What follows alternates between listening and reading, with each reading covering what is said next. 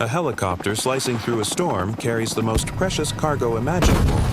A donated heart meant for one of the world's most powerful CEOs, now clinging to life by a single thread. But someone out there wants him dead.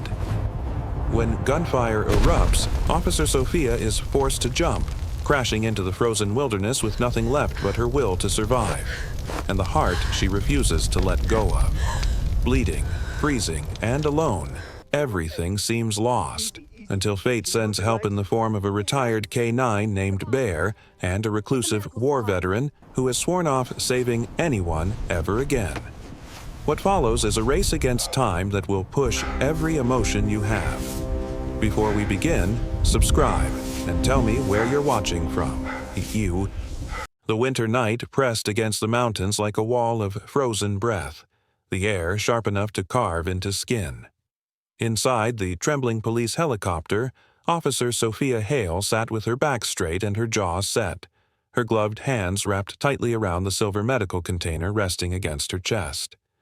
Sophia, 32, carried the quiet strength of someone who had survived more storms than she cared to remember.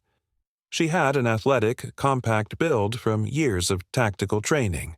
Her dark hair was pulled into a strict braid tucked beneath her flight helmet, and her olive-toned skin held a faint constellation of scars across her jaw, reminders of a riot 3 winters ago that had taken her partner's life and carved a permanent line of resolve into her character. Her slate-gray eyes, normally steady and cool, now glimmered with urgency. Tonight, those eyes protected a single heartbeat. The heart inside the container, fresh from a donor lost in a sudden highway collision, was on its final countdown. Its destination lay hundreds of miles away, where Arthur Lennox, a 64-year-old tech magnate, fought for breath through the tubing of an ECMO machine. Lennox, known for his empire of global communication satellites and an almost obsessive dedication to innovation, was now reduced to stillness and silence, trapped between life and death. Only the heart Sophia carried could pull him back, and she would deliver it. She had promised herself that much. Beside her in the cockpit sat Lieutenant Mark Yates, a tall, sandy-haired pilot in his early 40s with a square jaw softened by a neatly trimmed mustache and a calm, almost unshakable demeanor. Mark had flown through more war zones than training cadets cared to imagine, and he treated turbulence like most people treated a morning commute. But even he looked uneasy as wind battered the helicopter sideways. "Storms closing in faster than forecast," he muttered, adjusting the controls. "Hold tight, Sophia. This corridor gets rough." Sophia tightened her grip around the heart case. "Just get us through. That's all we need." But fate had other plans. A flicker of orange light bloomed on a ridge below. A flash she recognized instantly. Her muscles tensed. "Mark," she warned, voice dropping into a sharp whisper from pure instinct. "That's muzzle flare." She didn't get to finish. A volley of gunfire erupted from the shadows of the valley. The first round slammed into the tail rotor. Metal screamed. The helicopter shuddered violently, pitching forward. Alarms shrieked to life as warning lights exploded across the cockpit. Mark fought the controls with a curse. "We're hit! They've locked onto us." Another burst. Glass shattered. Wind roared in like a beast set free. Sophia clutched the heart container tighter, her pulse hammering, her instincts spiraling into controlled clarity. "They're not trying to kill us. They're trying to stop the mighty heart." Mark shouted over the chaos. "We're going down. Prepare to—" The explosion swallowed the rest of the sentence. The helicopter spun, metal tearing against metal. Sophia was thrown against the cabin wall, ribs screaming in pain. Fire licked the edges of the console. Smoke filled the air, thick and choking. Mark struggled forward, desperate, but the controls were dead. "Jump!" he yelled. "Sophia, go!" Her breath tore through her chest.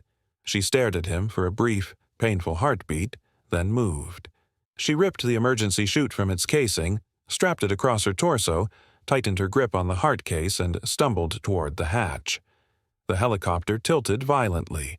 She kicked the door open and flung herself into the storm. Air swallowed her whole.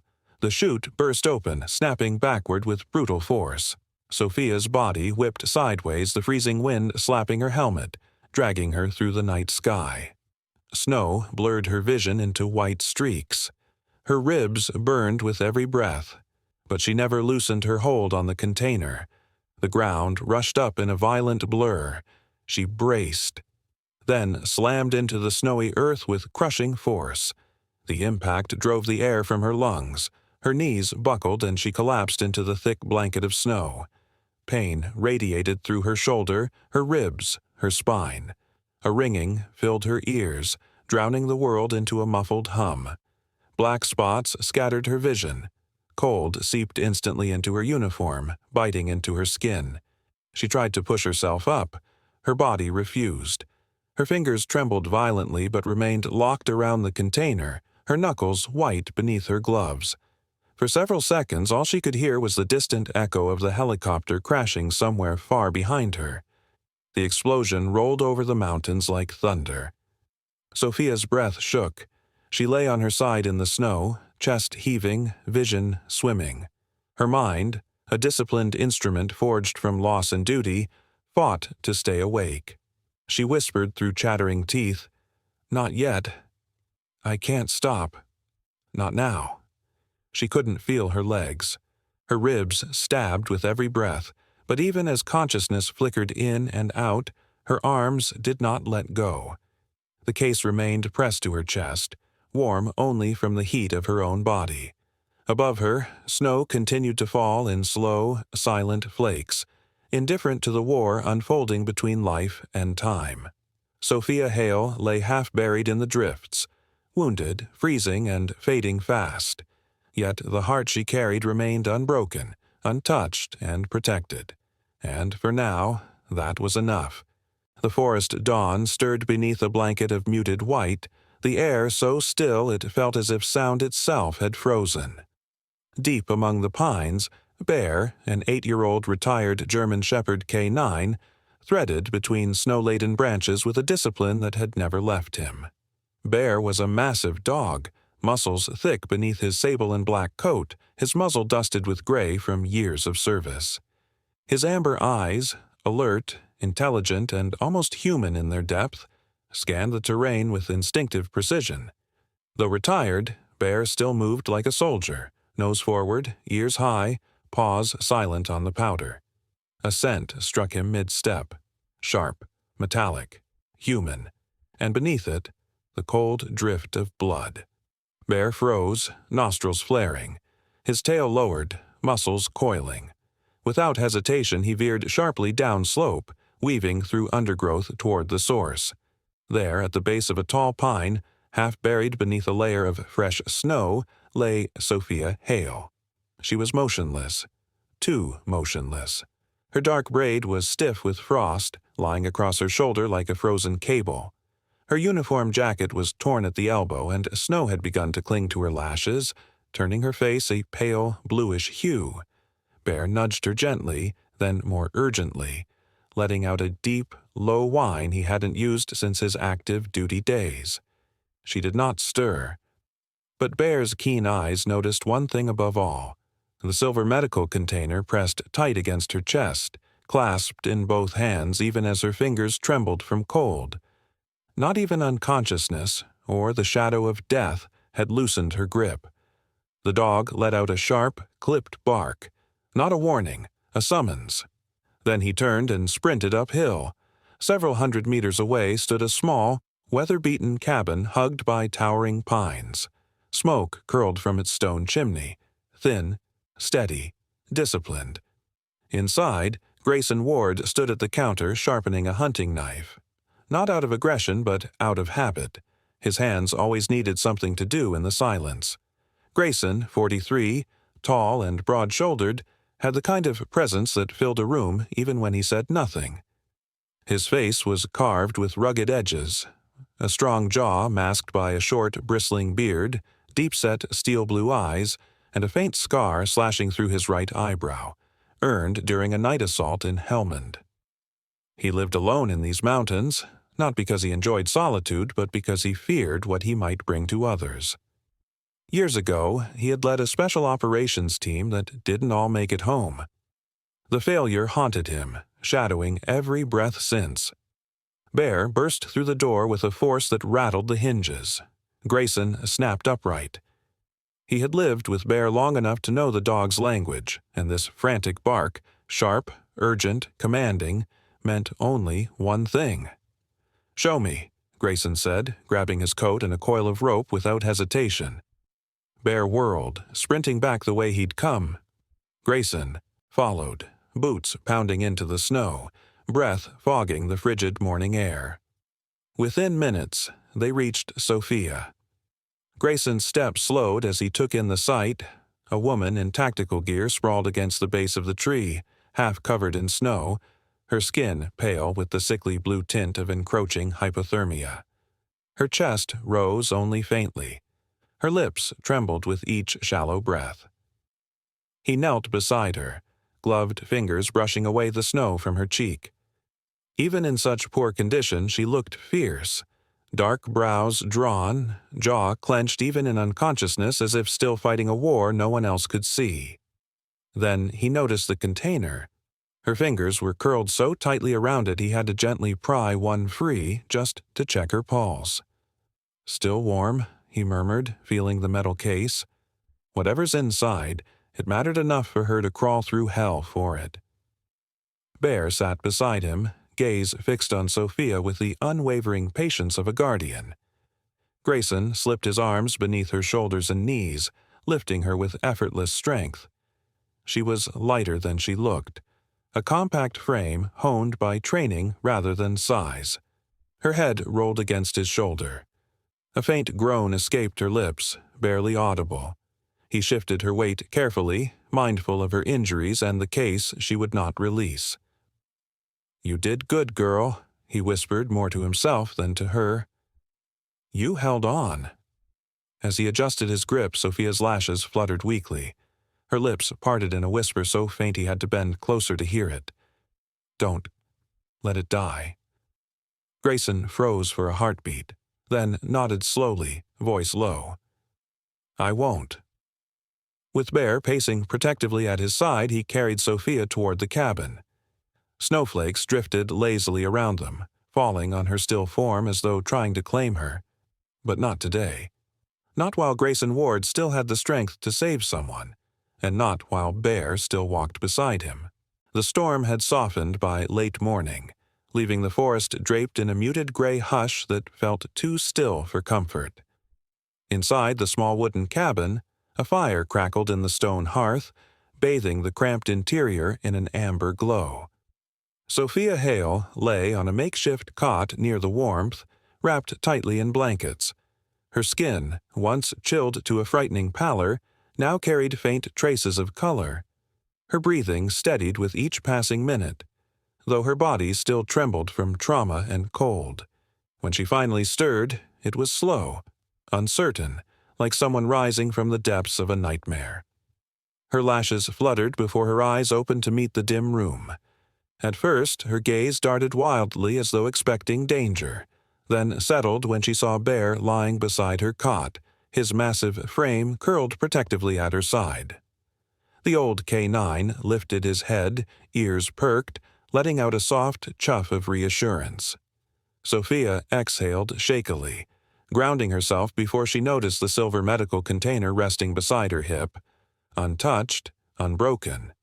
Relief flickered through her, followed almost immediately by panic.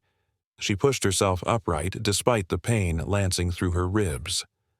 A low voice came from across the room. "Easy. You're safe." Grayson Ward stood near the window, arms crossed over his broad chest. His posture was relaxed, but his steel blue eyes remained sharp, constantly scanning the tree line outside as if expecting something to emerge. The faint morning light traced the rugged features of his face, strong jaw, worn scars, and the perpetual tension of a man who hadn't known true rest in years. Sophia swallowed, her voice hoarse. How long was I out?" "Couple of hours," Grayson replied. "You were hypothermic." If Bear hadn't found you." He didn't finish the sentence, but the weight of it hung heavily in the air. She nodded weakly, then tightened her grip on the container. "The heart. Is it intact?" Grayson crouched beside her, his expression serious but gentle. "Still sealed, still cold. I've handled enough med kits to know nothing's leaked."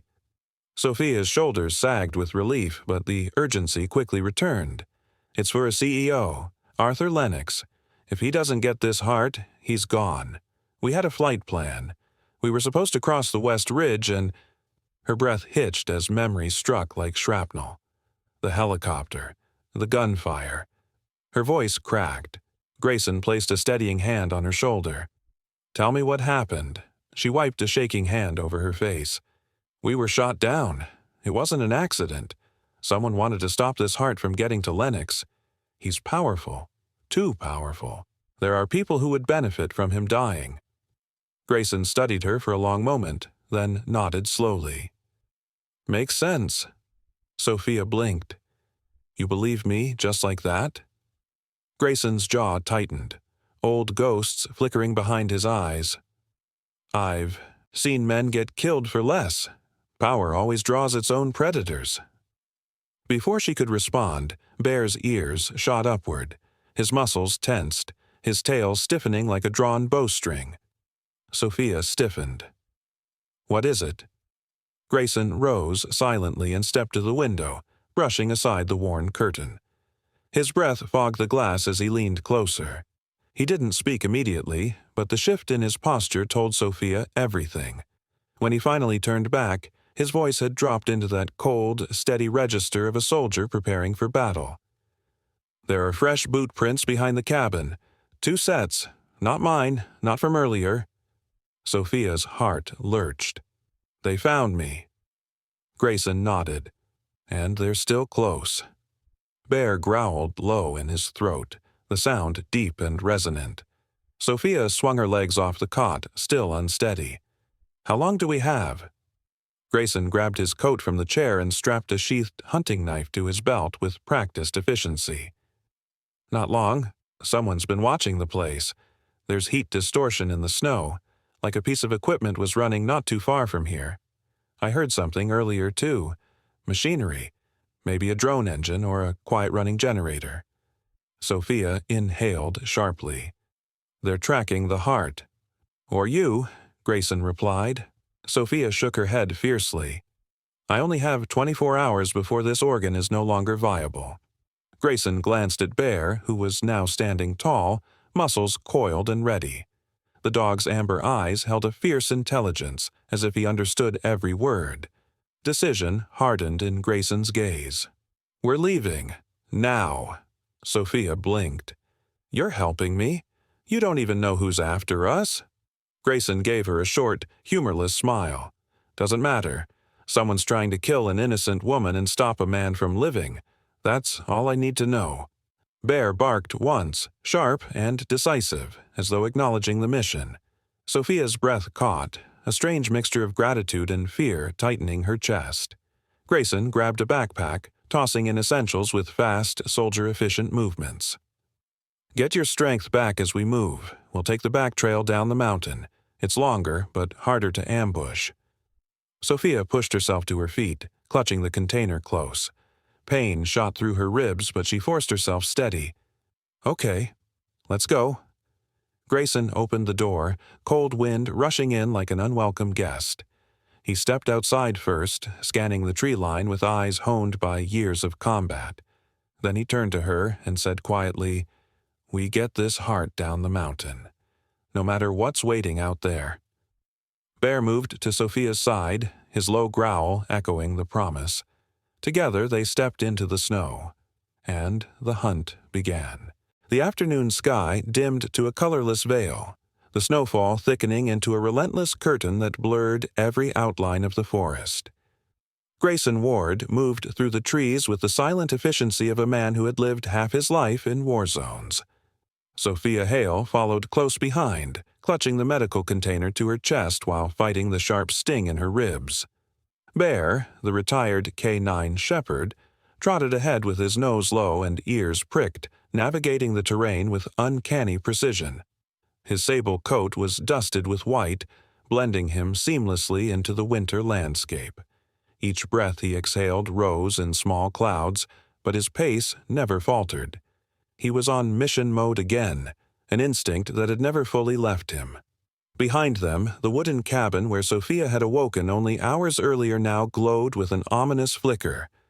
Then the flicker turned into flame. A bloom of orange fire erupted at the cabin's base, licking upward in greedy waves. The explosion of heat shattered the hush of snowfall. Sophia whipped around. They set it on fire.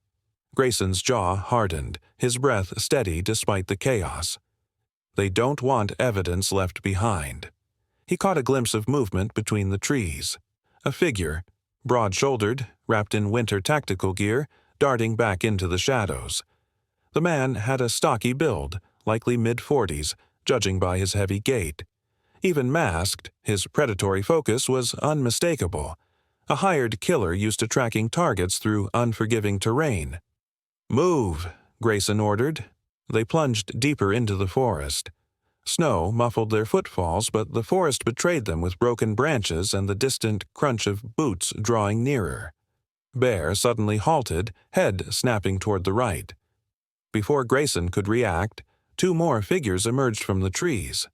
The first was tall and lean, with a pale scar slicing down one cheek. His eyes were icy blue. Empty eyes, the kind found in men who had long ago stopped questioning their orders. The second was shorter, stockier, with a thick black beard frosted with snow. He held a suppressed rifle steady, revealing long hours spent in ambush work. Sophia's breath caught, but Bear reacted first. He lunged with startling speed, muscles bunching beneath his coat.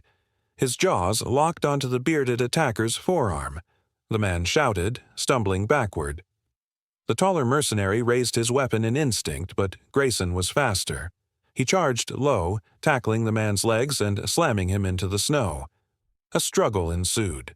The crack of bone, the grunt of impact. Grayson seized the mercenary's rifle and drove the buttstock into the man's jaw, knocking him unconscious. Sophia, gripping the medical container tightly, kicked snow into the face of the wounded attacker still wrestling with Bear. The distraction was enough for Bear to clamp down harder and drag him to the ground. "Bear, leave it," Grayson commanded. With a growl, Bear disengaged and sprinted back to Sophia's side, but there was no time to breathe. A distant rumble echoed through the valley. Sophia tensed. "Vehicles." Grayson nodded grimly. "They're circling the trail. They're trying to box us in." Minutes later, they reached the narrowing end of the mountain road, the final stretch before the descent. But their path was blocked. Parked horizontally across the trail was a matte black truck, its tires chained for snow traction. Two armed men stood beside it. Sophia's stomach tightened. "They're cutting off every exit." Grayson's eyes traced the terrain quickly. Trees too dense to navigate, cliffs too steep. Then he spotted the ridge to their left, a sharp incline coated in ice. "It's risky," he muttered, "but it's the only way." Before she could ask, he grabbed her hand and pulled her toward the incline. "Slide." They launched themselves onto the icy slope. Gravity took hold instantly, dragging them downward in a violent rush. Wind tore at their coats. Snow sliced across their faces. Sophia held the container tight against her body, shielding it with her arms. Bear leapt after them, his claws barely catching traction until he surrendered and slid beside them, his body angled to maintain control. Gunfire erupted above them, sharp cracks splitting the air. Bullets zipped past, biting into snow, thudding into tree trunks. One snapped into the ice inches from Sophia's hip. "Keep your head down," Grayson shouted, voice swallowed by the wind. They shot off the slope and crashed into a snowdrift at the bottom. Sophia tumbled, rolling twice before Grayson caught her shoulders to stop her slide. Bear landed beside them with a heavy thud, shaking off snow. But the mercenaries were relentless. Their shouts grew louder as they closed in from every direction. Sophia's pulse hammered. "We're cornered." Bear suddenly darted forward, barking sharply. He sniffed the air, then ran toward a cluster of rocks at the edge of a frozen lake. Grayson narrowed his eyes. He's found something. They followed Bear across the slick surface of the lake. Sophia's boots skidded, but she kept her balance. Bear reached the rocks and slipped inside a narrow crevice barely wide enough for Grayson to see through. A dim, blue glow shimmered within. A tunnel of ice. Grayson's voice dropped to a stunned whisper. "A natural ice cave." Bear barked twice, urging them in. Without hesitation, Grayson guided Sophia inside, the icy passage swallowing them in shimmering cold. The mercenaries reached the lake's edge moments later, but they hesitated, unsure where their targets had disappeared. The cave twisted downward, the walls glowing with trapped light. After minutes of cold descent, they emerged into another clearing. Quiet, untouched, safe. Sophia gasped at the sudden openness. Then she heard the quiet rumble of an approaching engine. A small, rust-colored pickup truck crested the trail. Driving it was an elderly man in a fur-lined coat, his face weathered but kind, with thinning white hair and soft hazel eyes. "Need a lift?" he asked, voice warm. His name, Elias Moore, a 70-year-old local, was embroidered faintly on his jacket. He had the steady calm of a man who'd lived decades in these mountains and feared little. Grayson exchanged a look with Sophia. Relief flickered across both their faces. "Please," Grayson said, "we need to get to the nearest hospital immediately." Elias nodded without question. Within seconds, they were climbing into the truck bed. He shifted gears and said, "Hold on tight. The road gets rough." As the old truck barreled down the trail, Bear curled protectively beside Sophia. She clutched the heart container with renewed determination. The chase through the white labyrinth was over, but the race to save a life had only just begun. The city hospital rose from the snowy dusk like a fortress of glass and steel, lights burning through the storm's fading veil as Elias Moore's pickup truck rumbled to a halt before the emergency bay. Grayson Ward jumped out first, boots hitting the wet pavement with the precision of a man who had spent half his life disembarking aircraft under fire. His broad frame was tense, breath fogging the air as adrenaline surged through him. Sophia Hale climbed down next, clutching the medical container to her chest. Her uniform was torn, her ribs still aching from impact, her skin raw from cold, but her grip on the container never loosened. Bear pressed close to her side, the massive German shepherd panting heavily. His sable coat was soaked from melted snow, and the tip of his muzzle quivered with exhaustion, yet determination burned in his amber eyes. He walked with a subtle limp from the earlier fight, but his head remained high. Inside, the fluorescent lights pierced the haze of fatigue clinging to all three of them. A doctor rushed over, a tall, hawk-nosed man in his mid-50s with sharp cheekbones and salt-and-pepper hair swept back with an air of perpetual urgency. His name tag read Dr. Marcus Veldren, Chief of Cardiothoracic Surgery. His voice matched his appearance, clipped, focused, practiced from decades of making choices measured by seconds. "Is that the heart?" he asked. Sophia nodded and held it out. Dr. Veldren's gloved hands closed around the case with reverence. A deep line formed between his brows as he checked its temperature gauge, then looked back at the three exhausted survivors. "You got here with 1 hour left on viability. I don't know how you made it through this storm, but you did." He didn't wait for an answer. "Prep or 2, full transplant protocol," he barked over his shoulder. The surgical team swept the container away, disappearing behind double doors that slammed shut with a metallic echo, one that seemed to pull the last thread of tension from Sophia's body. Her knees weakened. She stumbled to a bench along the wall and collapsed onto it. Bear immediately circled once and lay down beside her, placing his heavy head on her thigh. Sophia rested a trembling hand on his back. "You stayed with me through everything, didn't you?" Bear exhaled a deep sigh, his eyelids lowering. Grayson stood a few feet away, staring at the glowing red "Surgery in Progress" sign. The light reflected off his rugged features, casting shadows that softened the hard lines carved there by years of guilt and isolation. He removed his gloves slowly, his calloused fingers trembling, not from cold, but from something he hadn't felt in years. Purpose. Sophia looked up at him. "You okay?" Grayson didn't answer at first. He simply kept staring at that sign like it was some distant miracle. When he finally spoke, his voice was gravelly.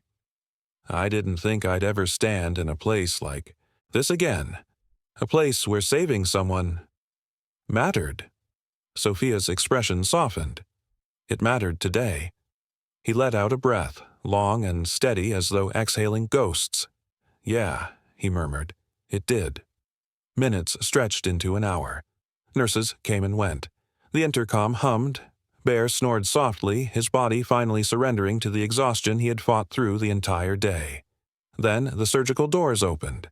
Dr. Veldrin stepped out, peeling off his mask. Deep lines carved his forehead, but there was a glow in his eyes.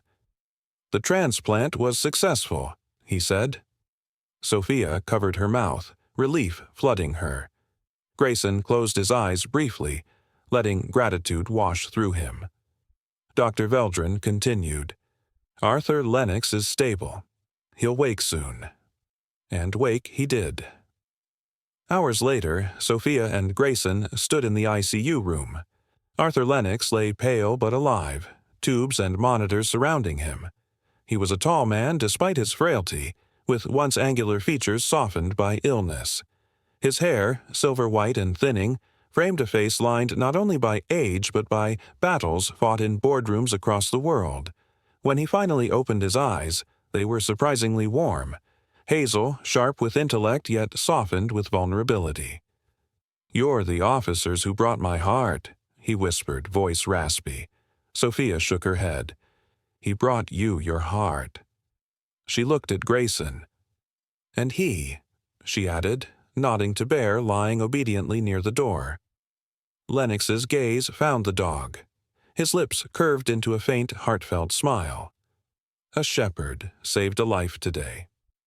Fitting. 2 days later, after learning every detail of what Sophia, Grayson, and Bear endured, Arthur Lennox made an announcement from his room, surrounded by his board members and legal advisors. Normally a hard-edged executive, today he spoke with the weight of someone who had been given a second dawn. "I'm establishing a foundation," he declared. Bear's Heartline, a dedicated emergency air corridor system for medical evacuations in mountainous and rural regions. Lives shouldn't depend on luck or weather. They should depend on heroes. Sophia's eyes glistened. Grayson blinked, unsure whether to smile or retreat. Bear merely wagged his tail once, imperceptibly proud. Lennox continued. "And the first members of our rapid response rescue team will be Officer Sophia Hale, Sergeant Grayson Ward, and Bear." For the first time in years, Grayson didn't run from a mission. He accepted. Sophia regained her confidence, finally believing that what she carried, pain, responsibility, purpose, had meaning. And Bear became more than a retired K-9.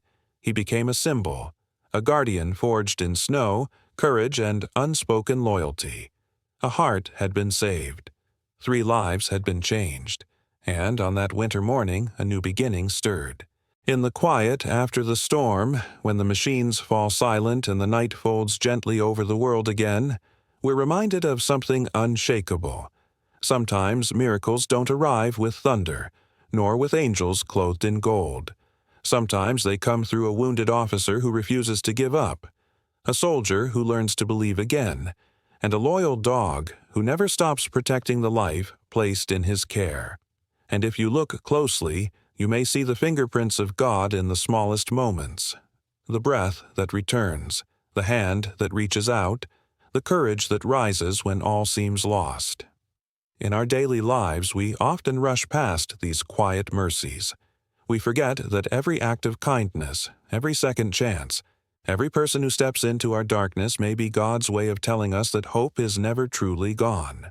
So if this story touched you, share it with someone who might need to be reminded that miracles still walk among us. leave a comment and let your voice be part of the light in someone else's storm. And if you'd like to hear more stories of grace, courage, and redemption, subscribe to the channel so you never miss the next reminder of what faith can do. May God bless you, protect your home, strengthen your heart, and watch over everyone you love tonight and in every tomorrow to come.